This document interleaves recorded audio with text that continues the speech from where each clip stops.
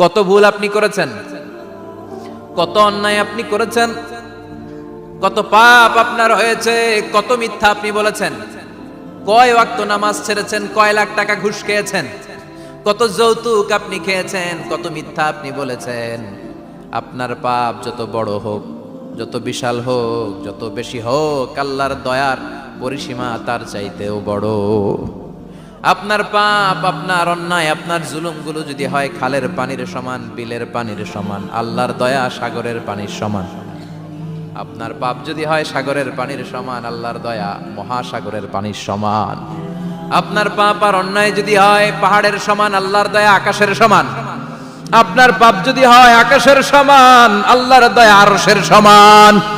এজন্য আল্লাহ বললেন, ইয়া আইয়ুহাল্লাযীনা আমানু তুবু ইলাল্লাহি তাওবাতান নাসুহা। ও আমার গোলাম, তুই তোর নিজের যত বেশি ভালোবাসিস তার চেয়েও আমি তোরে বেশি ভালোবাসি। তোর বাবা মা তোরে যত বেশি ভালোবাসে তার চেয়েও আমাদেরকে বেশি ভালোবাসে কে? আল্লাহ বললেন, ভালোবাসারে তৈরি করার পরে আমি 100 টুকরা করলাম। চিল্লায় বলেন, কয় টুকরা? 99 টুকরা ভালোবাসা আমি আল্লাহ নিজের মধ্যে রেখে দিলাম। 1 টুকরা ভালোবাসা গোটা বিশ্বের সবার মধ্যে আমি ভাগ করে দিলাম। 1 টুকরা ভালোবাসা পেয়ে আমাদের অবস্থা দেখছেন? আল্লাহ যদি 1 টুকরা না দিয়ে আমাকে 30 টুকরা দিত, কথা কন। 1 টুকরা না দিয়ে 80 টুকরা দিলে কি হইতো? কথা কয় না। আমাদের পাপগুলো ক্ষমা করে কে? চিল্লায় বলেন, কে? আল্লাহ ডেকে বলে, গোলাম আমি হলাম গাফিরুয যামব কাবিলুত তাওব। আমার কাজ হলো ক্ষমা করা, আমার কাজ হলো তওবা কবুল করা। শয়তানের কাজ হলো ওয়াসওয়াসা দেওয়া, আমাদেরকে ভুল পথে নিয়ে যাওয়া। আর আমাদের কাজ হলো ভুল করে ফেলা, আল্লাহর কাজ হলো ভুলগুলো মাফ করে দেয়া।